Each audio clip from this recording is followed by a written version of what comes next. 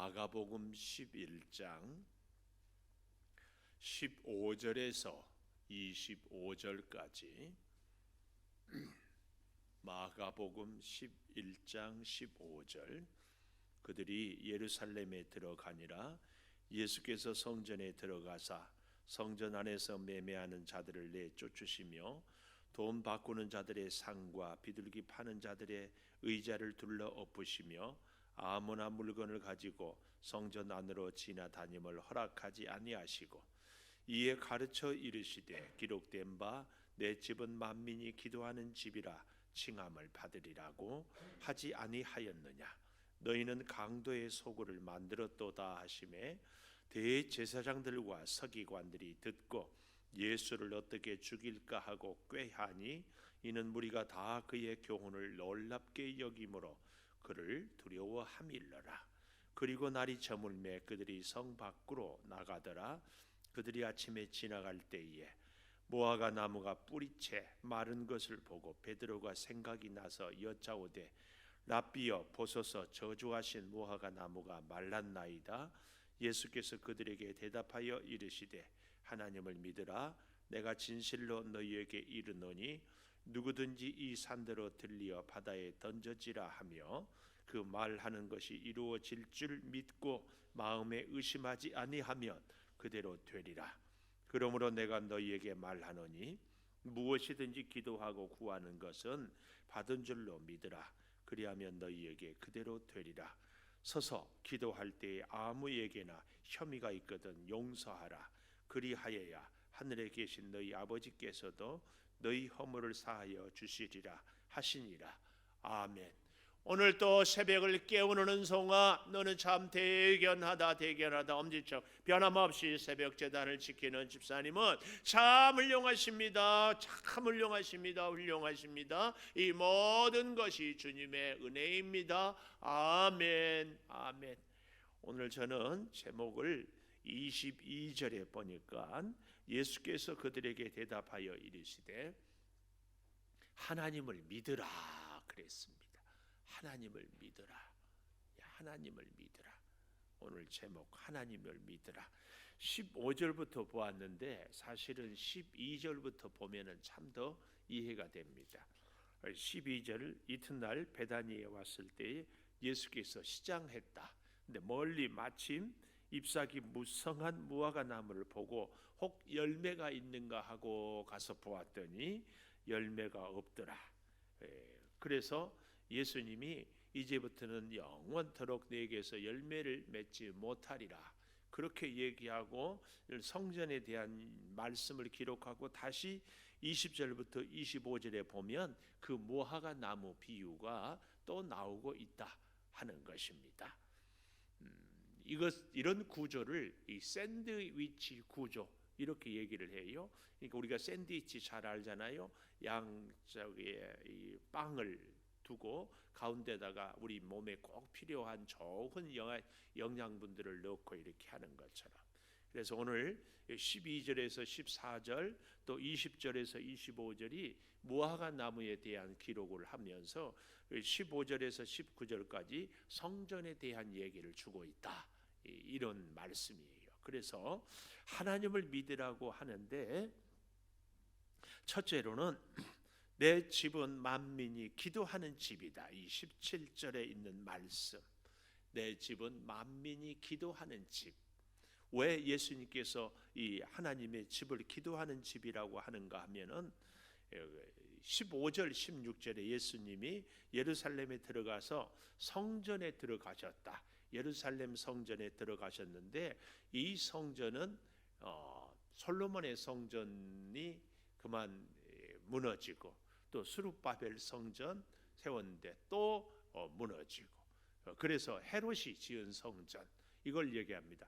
대략 한 40년 동안 대리석으로 지었는데 그 성전이 나름대로 참 아름다워서 이 눈에 쌓인 집 왜냐하면 하얀 대리석으로 이렇게 잘 해놨는데 근데 또 재밌는 것은 유대인들은 이 헤롯 성전은 성전이라고 인정을 하지 않아요. 왜냐하면 이방인인 헤롯이 지었다 그 말이에요. 그럼에도 불구하고 유대인들이 가서 성전에서 이렇게 예배를 하고 또 제사를 드리고 했다는 것을 우리는 알 수 있습니다. 그 성전에 이제 들어가서 보니까 매매하는 자들을 내쫓고 돈 바꾸는 자들의 상, 비둘기 파는 자들의 의자를 둘러 엎으시고 아무나 물건을 가지고 성전 안으로 지나다짐을 허락하지 아니하시고 가르쳐 가라사대 내 집은 만민이 기도하는 집이다, 이렇게 말씀을 주고 있다, 그 말씀. 그러니까 성전 안에서는 매매하는 일을 해서는 안 되고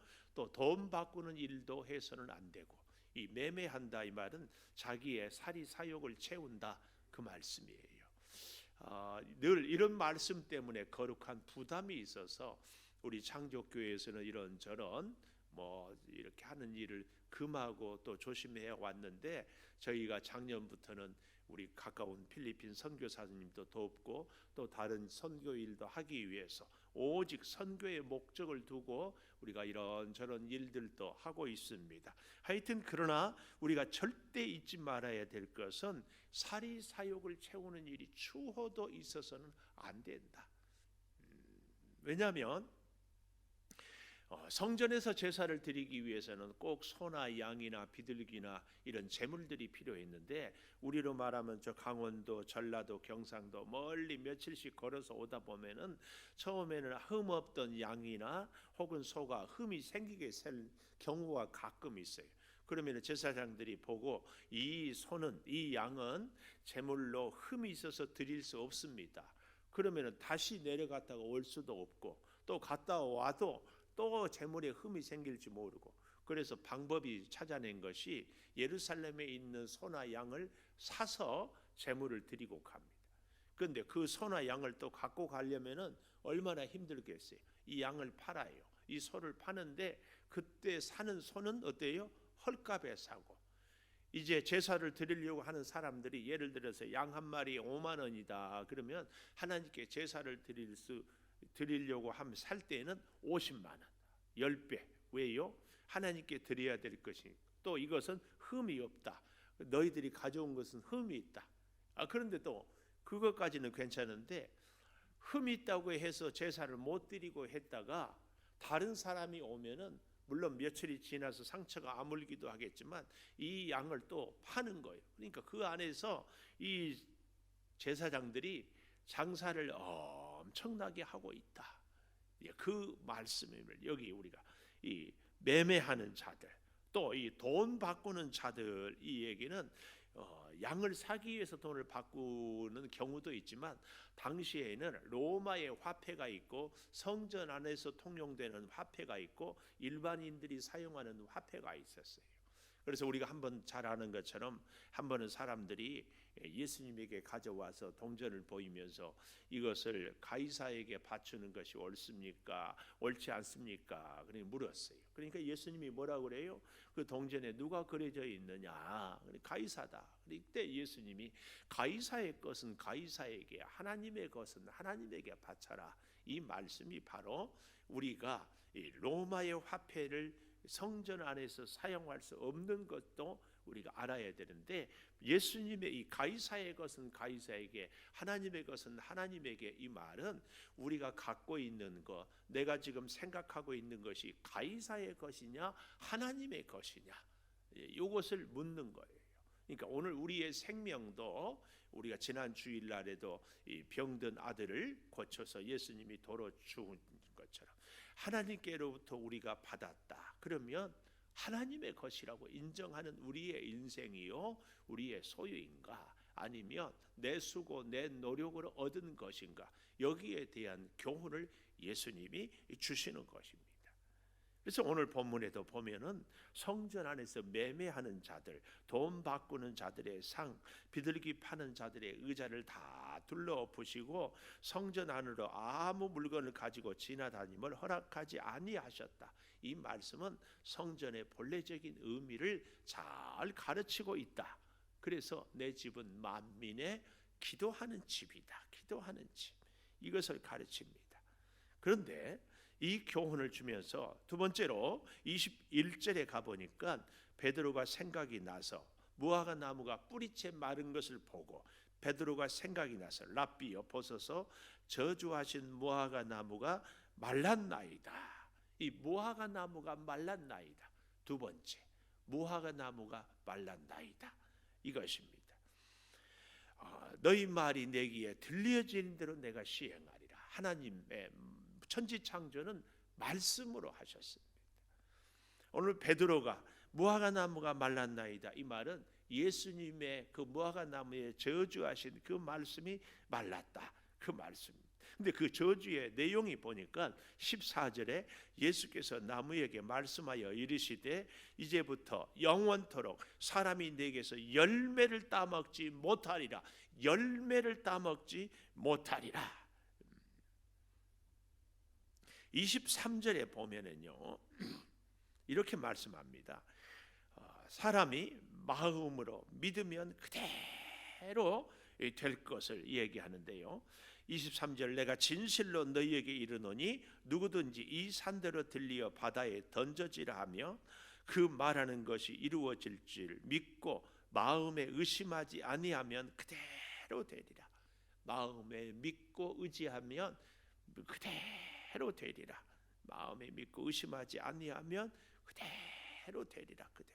이것을 지금 교훈으로 가르치고자 예수님은 무화과 나무를 비유로 사용하고 있다 하는 것입니다. 그래서 오늘 예수님은 이 만민이 기도하는 집, 이 성전을 통하여서 하나님을 믿으라. 하나님을 믿으면 하나님께서는 하나님의 뜻에 합당한 것들은 그대로 이루어 준다는 것을 제자들에게 교훈하고 있다, 그 말씀입니다. 자, 그런데 보십시오. 한 걸음 더 나아가서 24절에 보면 그러므로 내가 너희에게 말하노니 무엇이든지 기도하고 구하는 것은 받은 줄로 믿으라. 기도하고 구하는 것은 받은 줄로 믿으라. 이게 세 번째. 기도하고 구하는 것은 받은 줄로 믿으라. 믿으라. 이게 왜 이렇게 중요한가 하면은요, 예수님은 이 성전에서 제사장들이나 혹은 장사하는 사람들이 자기의 사리사욕을 채우는 곳이 이 성전이 아니라 기도하면 응답되고 기도하면 무화과 나무를 통하여서 기도의 열매를 맺을 것을 가르쳐 줍니다. 참 재밌는 것은요, 13절에 가보십시오. 13절의 하반절에 가보면은 이런 말씀이 나와요. 잎사귀 외에 아무것도 없더라. 이는 무화과의 때가 아님이라. 무화과가 열매 맺을 때가 아니기에 열매가 없는 것은 당연한데 이 무화과 때가 아닌데 열매를 맺는 무화과 나무를 보고 예수님은 영원토록 사람이 내게서 열매를 따먹지 못하리라. 이렇게 말씀을 하고 저주를 하고 있다, 그 얘기입니다. 여러분, 여기서 우리가 얻어야 될 교훈, 무화과 나무는 열매 맺을 때가 있지만 우리가 하나님의 전을 찾을 때는 항상 찾아야 할 때고, 우리의 기도의 열매는 늘 맺어야 하는 것이 기도의 열매다. 지금 이것을 교훈하고 있습니다. 그래서 사랑하는 여러분, 우리가 지금은 기도할 때니까 기도하고 기도할 때가 아니니까 기도하지 않는다, 이런 얘기는 우리에게는 있을 수 없다. 무화과는 열매를 맺을 때가 있지만 기도의 열매는 항상 맺어야 할 것. 그래서 성전에 장사하는 사람들, 매매하는 사람들, 돈 바꾸는 사람들을 다 쫓아내고 언제든지 하나님의 전에서 기도해야 한다. 이것을 말씀 주고 있다, 이 말씀입니다. 그래서요, 오늘 우리가 잘 보면은 여기 18절에 대제사장들과 서기관들이 예수를 어떻게 죽일까 하고 꾀하니, 아니 예수님의 말씀이 잘못됐으면 잘못된 것을 가르치면 되고 부족하면 채우면 되고 왜 이래야 되는지 얘기를 하면 되는데 대화도 의논도 하지 않고 죽일까 하고, 왜요? 자기의 이익을, 사리사욕을 채우지 못하기 때문에. 오늘 우리가 이런 교훈들을 잘 기억하면서 우리는 무화과는 열매를 맺을 때가 있지만 성도의 기도의 열매는 늘 맺어야 한다. 오늘의 교훈입니다. 기도의 열매를 맺자. 기도의 열매를. 또 한 가지 열매를 맺어야 할 것을 얘기하고 있는데요, 마지막 25절에 보십시오. 서서 기도할 때에 아무에게나 혐의가 있거든 용서하라. 그러니까 오늘 예수님이 이 무화과 나무를 통하여서 주는 교훈, 무화과 나무는 열매를 맺지 못했다, 때가 아니라고. 그러나 성도된 너희는 기도의 열매는 항상 맺어야 된다. 또 한 가지 열매를 꼭 맺어야 된다. 그게 뭐예요? 용서의 열매다. 용서의 열매. 우리가 차를 타고 가다가 교통법규 신호를 잘 지켰는데 한 번 잘 못 지키면은 그만 딱지 끊어요. 우리가 이 용서에 대해서 잘 생각해야 될 것은, 우리가 100명의 사람에게 다 용서했는데 한 명을 용서하지 못했으면 우리는 99명을 용서하니까 용서 참 잘했다 이렇게 생각할 수도 있지만, 그 한 명 때문에 우리는 용서 못한 사람이다. 우리 교회 안에서 이 사실을 제가 늘 여러분에게, 우리에게 말씀드립니다. 다 용서했는데 한 사람 용서 못하면 우리는 용서 못한 사람이다. 예수님은 지금 그것을 우리에게 말씀하고 계신다. 그래서 우리 25절의 이 용서의 열매, 마태복음 6장 14절을 한번 가보십시다. 마태복음 6장은 예수님이 가르쳐 주신 기도, 주기도문인데, 특별히 14절 가기 전에 12절에 보면 주기도문 마지막에 우리가 우리에게 죄 지은 자를 사하여 준 것 같이 우리 죄를 사하여 주시옵고, 우리가 우리에게 죄 지은 자를 어떻게 한다고요? 사하여 준 것 같이. 그래서 우리가 죄 용서 받았다 이 말은 증거가 있어요. 무슨 증거? 내가 다른 사람을 용서했다는 것이 내가 예수님으로부터 제 사함을 받았다는 증거입니다. 그래서 14절에 가보면 너희가 사람의 잘못을 용서하면 너희 하늘 아버지께서도 너희 잘못을 용서하시려니와 15절 너희가 사람의 잘못을 용서하지 아니하면 너희 아버지께서도 너희 잘못을 용서하지 아니하시리라. 용서하지 아니하시리라. 이걸 기억해야 돼. 우리가 스스로 편하게, 마음 편하게 내가 90명 용서했으니까 10명 용서 안 했어. 우리가 학교 시험 보는 것처럼 어때요? 90점 맞으면 공부 잘하는 거잖아요. 이렇게 우리가 신앙생활을 하면은 안 됩니다. 우리 몸이 다 건강하지만 아프면은 한 군데만 아파도 아픈 거예요. 우리 주님은 지금 이 교훈을 주는 거예요. 여기에 우리 고난 주간에 우리의 믿음 생활을 다시 한번 바로 세우고 정말 온전히 용서할 수 있는 그 길을 위해서 우리가 주님을 닮아가야 합니다. 나는 90명 용서했다, 나는 90% 용서했으니까 나는 훌륭하다. 이건 내 생각입니다. 내 생각. 내 마음에 안 들어도, 내가 불편해도 내가 그 사람을 용서하고 용납하고, 이 일을 왜요? 주님이 그렇게 하셨기 때문에. 우리가 주님을 닮아가는 주님의 제자이기 때문에 오늘 저는 두 가지 열매, 기도의 열매와 용서의 열매는 꼭 맺어야 된다. 이 무화과 나무가 열매 맺지 못해서 저주받았던 것처럼 혹 우리가 기도의 열매, 용서의 열매를 맺지 못할 때 우리를 향하여서 무화과 나무에게 했던 그 말씀을 혹 주님이 하신다면, 예수님 나는 그래도 9명은 용서했는데요, 이렇게 우리가 우리 스스로를 변명할 수 있을까? 우리가 물론 변명을 할지는 모르지만 주님이 그 변명을 인정해 줄까에 대해서 이 말씀을 통해서 깊이 생각할 수 있기를 바랍니다. 기도하겠습니다. 아버지 하나님, 하나님을 믿으라는 말씀을 가슴에 새깁니다. 만민이 기도하는 집으로 이 교회를 삼아주시고 우리를 불러주십니다. 코로나 때문에 가정에서 예배를 드리고 기도합니다. 그러나 우리가 온전히 하나님 앞에 엎드리는 참 하나님의 사람들이 되게 하여 주시옵소서. 아버지, 직장은 출근하고 또 우리가 사람은 만나러 다니고 또 이런저런 일은 하면서도 마치 코로나 바이러스가 교회 안에만 있는 것처럼 이 사회에서 이 매스컴에서 말하는 것에 우리가 속아서 교회 오는 발걸음이 자꾸 주저되고 있는 것은 아닙니까? 아버지, 내 집이 만민이 기도하는 집, 언제든지 주님을 찾고 언제든지 기도의 열매를 맺으며 언제든지 용서의 열매를 맺는 우리들이 되게 하여 주시옵소서. 아버지 하나님, 무화과 나무에는 열매 맺을 때가 있지만 성도된 우리는 변함없이 언제든지 주의 사랑을 먹고 살아가기 때문에 그 사랑으로 기도의 열매를 맺으며 그 사랑으로 용서의 열매를 맺고 살아가야 할 줄을 믿사오니 주여, 기도하며 용서하고 용서하며 기도하며 꼭 살게 하여 주셔서 이 고난 주간에 우리가 추호도 용서하지 못한 일이 없도록, 아니 우리 스스로가 용서받아야 될 사람들인 것을 잊지 않게 하여 주시옵소서. 지금은 우리 주 예수 그리스도의 은혜와 아버지 하나님의 무한하신 사랑과 성령의 감화 감동하심이 영원토록 함께 하시옵기를 간절히 축원하옵나이다. 아멘. 기도하십시오.